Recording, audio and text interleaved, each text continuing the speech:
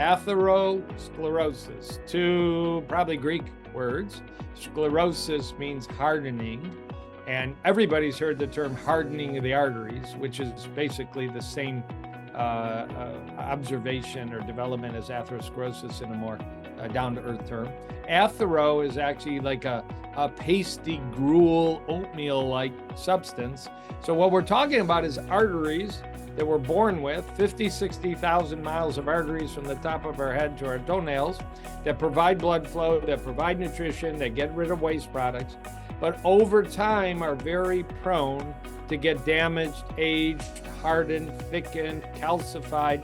That's all termed atherosclerosis. It's not a good process. We don't want atherosclerosis in our arteries. It robs us of years of our life, quality of our life, robs us of our sexual function, robs us of our ability to be active and breathe normally and feel good. That's what leads to strokes and heart attacks, bypass stents.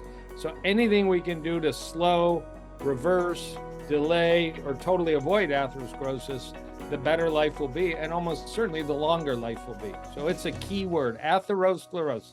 And there is another term, veins, the blue blood, veins are relatively resistant.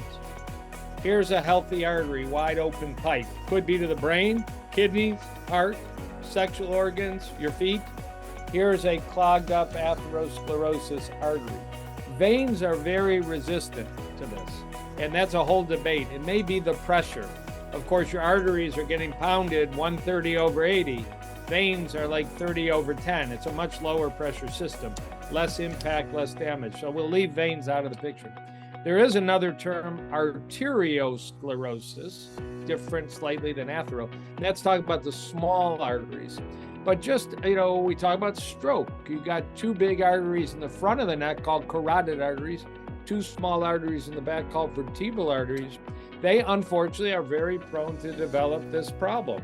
It slowly, silently progresses over time. You can detect it by ultrasound or CT and other imaging methods. And I'm aggressive in my clinic. We detect it early if it's present, and we stop it and we reverse it, which is what we do in a preventive cardiology clinic.